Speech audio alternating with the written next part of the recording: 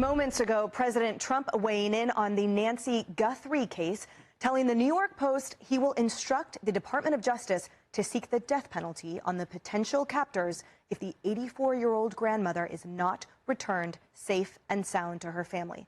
Well, it's pretty extraordinary when you have the president weighing in on a high-profile true crime case the way that we are seeing. If the foreign DNA that has been found matches a known individual, that could be extremely inculpatory, especially if one, that known individual has no business being inside Nancy's home, and two, if that individual is a humdinger for the dude in the doorbell camera.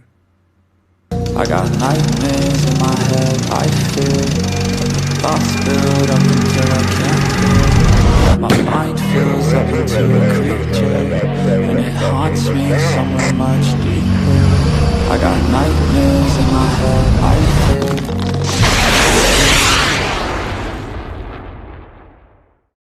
Sometimes, McLeod, the sharpest blade is not enough.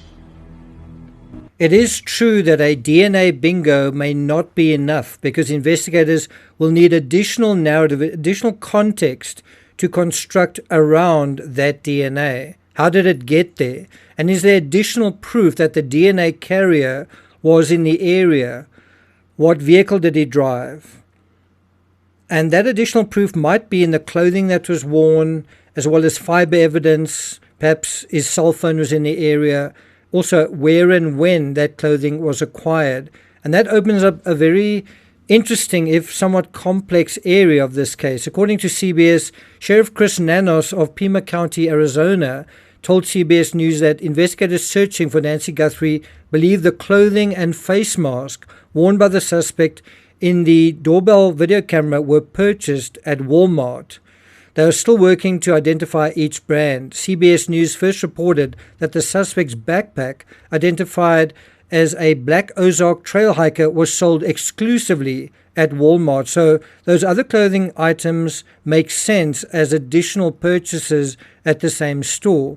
Now, it remains unclear, according to the article, whether the items were bought online or in store in Arizona or elsewhere. I do wonder if it was bought online, is that going to make it harder to trace or not? The sheriff said investigators have spent several days reviewing surveillance video at local Walmarts. Now, that has got to be a particularly mind-numbing job, searching for someone across hours and hours, days and days, weeks even, of CCTV, when the buyer may not even have entered that particular store, or may, as I say, may have bought the goods online. So you might be looking for someone that isn't even there. On the other hand, this is where AI could come to the fore, and decent tech might be able to do the heavy lifting in that department.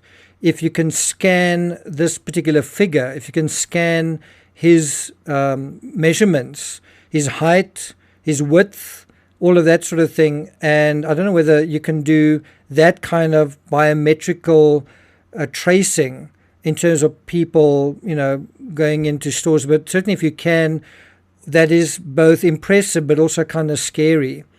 Interestingly, Nanos has referred to the backpack as one of the most promising leads. According to CBS, Walmart has provided records of all Ozark Trail hiker online and in-store purchases over the past several months, including sales beyond the Tucson area to investigators. Now, again, that has got to be something of a nightmare in terms of just how much data that has got to, that one has got to pass.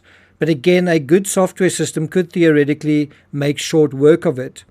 By the way, it seems I was right to suggest that the weekend would have put an automatic brake on the thrust, on the momentum that it felt like there was momentum building in the Guthrie case, simply because the DNA labs were closed.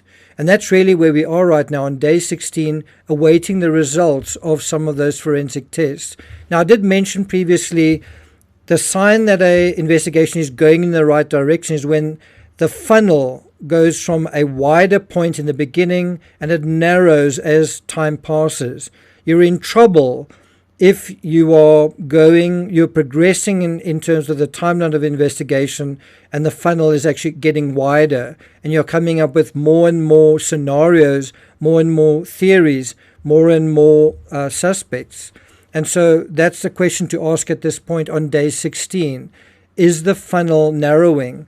Is the list of suspects narrowing as well? There is also another strategy that is being used, perhaps you've heard of it, which is trying to search for Nancy's pacemaker, because this pacemaker emits a particular signal. Now, according to CBS, there's a device that could detect emissions from Nancy Guthrie's pacemaker that is now being used by authorities. And you can actually affix this device to something like a helicopter, fly low over certain terrain and slow. And that's another way that they can actually potentially track Nancy Guthrie. The other device that you talked about, that is the signal sniffer that law enforcement sources tell CBS News. It's a high-tech device that essentially tries to detect a signal from Nancy's heart pacemaker. It's a device that's usually used in missing persons cases, and it's to pick up low-powered electronic signals. Usually it's mounted on a helicopter, and it's important to note that because 2 days after Nancy was reported missing on the 3rd, the Pima County Sheriff's Department had their helicopter doing several sweeps around the house just a few hundred feet away from her roof. Meanwhile, isn't it interesting how Savannah Guthrie's conciliatory message, it seems to be one of reaching out to the perpetrators, how that contrasted with Trump's message threatening them with the death penalty if Nancy isn't found alive. Trump's message will likely scare the bejesus out of whomever is out there.